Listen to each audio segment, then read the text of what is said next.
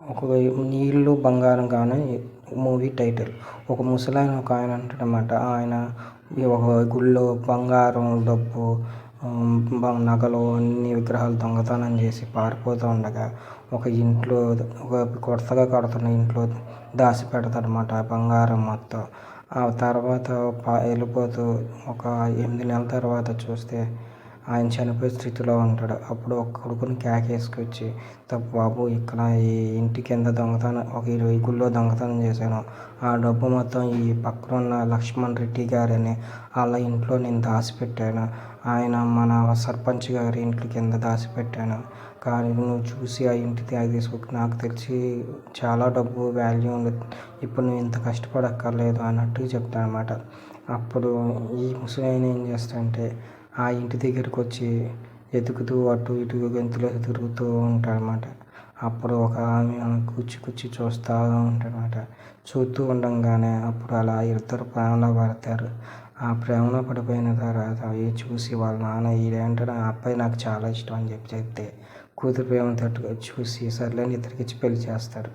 అప్పటి నుండి ఆ ఇంట్లో ఒక 20 మంది వాళ్ళు కలిపి ఉంటారు ఆ ఇంట్లో. అప్పుడు ఒక పిల్లోడు పడతాడనమాట వాళ్ళకి. ఈ తర్వాత అటు తిరిగి ప్రతిసారి ఆ ఇల్లు ఎలా అమ్ముదామని చెప్పేసి ఆలోచిస్తూనే ఉంటాడు. ఏదో ఒకటి చెప్తా ఉన్నా కూడా ఆ ఇల్లు మాత్రం అమ్మటం కూడా అమ్మరు. ఎందుకంటే పురాతన ఇల్లు సంబంధించిన ఇల్లు కాబట్టి అమ్మటానికి ఆ ముసలానికి ఇల్లు ఇది అట్టాగానే ఇల్లు పగలగొట్టి ఆ ఇంట్లో ఉన్న బంగారం తీసుకోవాలంటే ఆయన గోలు. ఇప్పుడు ఏం చేయాలో తెలియక అటు ఇటు అనగా ఆ పిల్లోడు తండ్రికి ప్రతిసారి ఇల్లు అమ్ముతా అంటూనే ఉంటాడనమాట.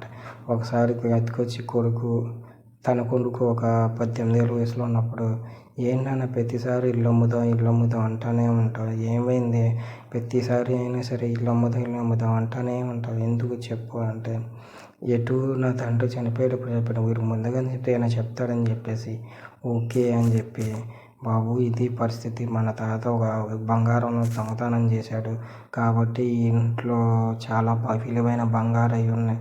అప్పట్లో నాకు తెలిసి ఒక 50 లక్షల దాకా ఉంటాయి. ఇప్పుడు నాకు తెలిసి ఒక 100 కోట్ల దాకా ఉండొచ్చు అని చెప్పేసి, 100 కోట్ల అంటే ఇప్పుడు ఏం చేద్దాం అయితే అని చెప్పి అంటే, అయితే ఆ ఇల్లు పగలగొట్టి మన డబ్బు మనం తీసేసుకుందాం అని చెప్పేసి అంటాడు.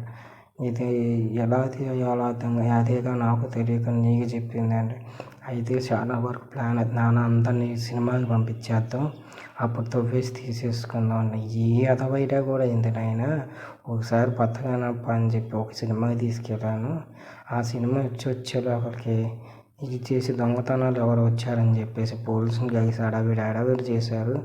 ఇది కాదు ఇంకోటి ఏమైనా ఉంటే చెప్పు అంటాడు. అట్టాగా ఆ స్టోరీని అలా తీసుకెళ్తూ ఉంటాడనమాట. పిల్లలు అయితే మనం ఒక 4 రోజులు ఎవరినో ఒకరిని ఊరు తీసుకెళ్ళి ఏదో అతను నేను ఒక్కనే ఉండి తవ్వి తీసేస్తానంటాడు. అది కూడా జరిగింది బాబు. పని మనుషులు ఒక 5 పని మనుషుల్లాగా ఉంటారు ఇంట్లో.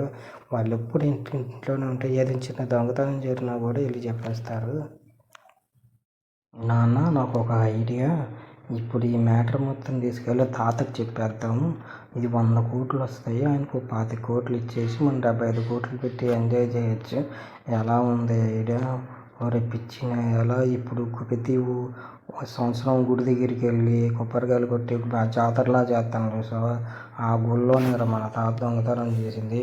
దాని ధర్మకర్తల వీళ్ళు. ఆ గుళ్ళో ఉన్న దొంగతనం చేసిన డబ్బు మొత్తం ఇప్పటికీ కోర్టులో పోలీస్ కేసులో రన్ అవుతూనే ఉంది. ఆ దేశం మన తాత ఇంకా నాకు తెలుసు ఏం తెలిస్తే మన మీద కేసు పెట్టి బొక్కలో పెట్టి రాస్తారు. మీ అమ్మ నన్ను విడాకులు ఇప్పిస్తారు నాకు, అది జరిగేది. అయితే ఇప్పుడు ఏం చేద్దాం అంటే, అది తెలియక కదరా నేను అటు ఇటు ఎన్ని సంవత్సరాల నుండి ఖాళీగా ఉంది, ఏం చేయాలో తెలియక.